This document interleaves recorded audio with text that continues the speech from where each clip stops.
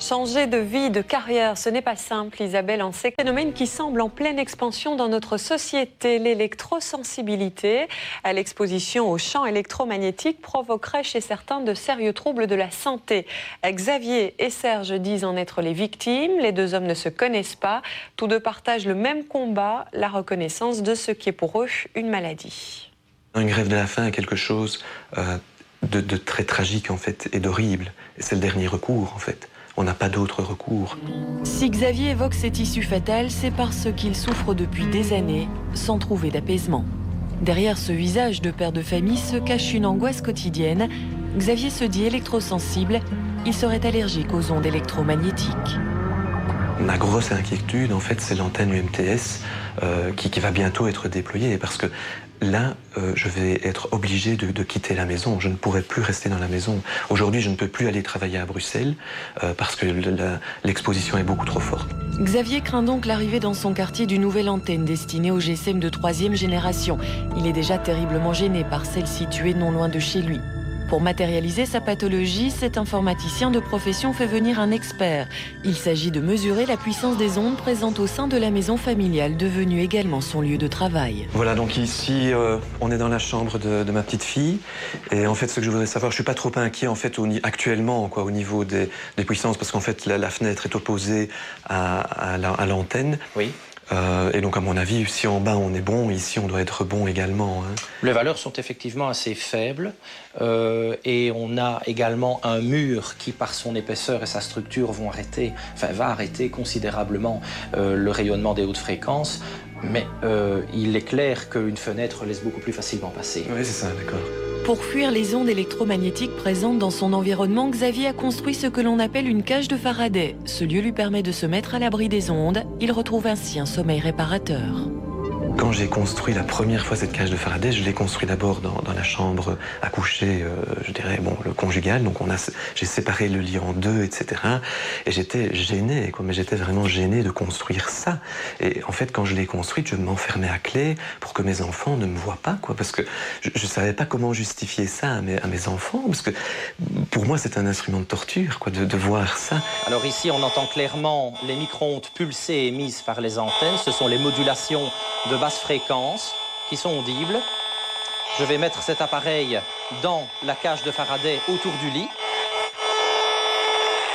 Et l'efficacité est impressionnante.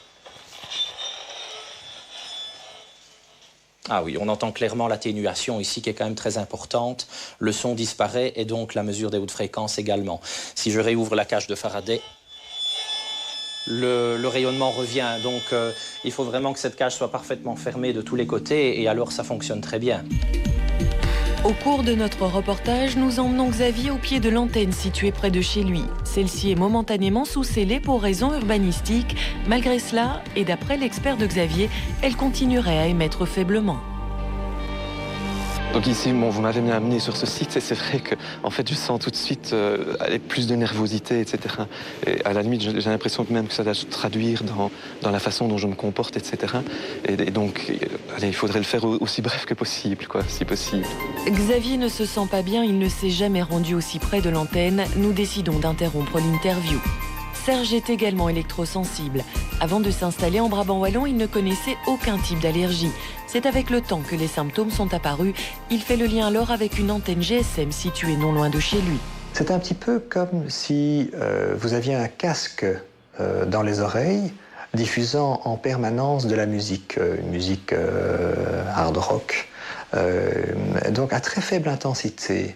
Mais si vous faites bien attention, vous l'entendez, cette musique. Mais en permanence, votre organisme est soumis donc à cette agression. Donc c'est comme une espèce d'agression sournoise, pernicieuse. Les symptômes sont lourds à supporter. Ils bouleversent la vie privée et professionnelle de Serge. Lorsque l'on est soumis aux ondes, on n'est plus la même personne. On n'est plus en mesure de vivre de la même manière, de fonctionner de la même manière, de travailler. D'être attentif à ce qui se passe à l'autre de la même manière, tout est différent. Xavier et Serge ne seraient pas des cas isolés, de plus en plus de personnes présenteraient des signes d'électrosensibilité. Pour mieux comprendre ce phénomène, nous rencontrons un spécialiste. Jusqu'à présent, on n'est pas arrivé à établir de façon quantitative un lien, c'est-à-dire une relation de cause à effet entre ce type d'exposition au micro-ondes d'une part et les effets observés dont les personnes souffrent d'autre part.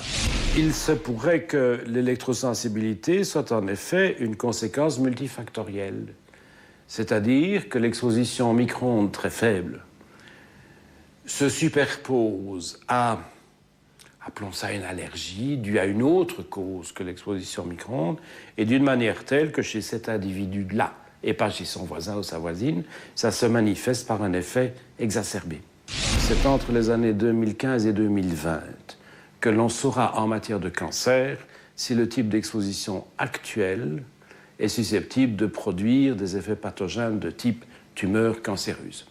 Les traitements médicaux pour tenter d'atténuer les souffrances décrites par les électrosensibles sont quasi inexistants. Seule solution, une protection adaptée et permanente. Pour Xavier et Serge, le combat contre la douleur continue. Leur témoignage résonne comme un signal d'alarme.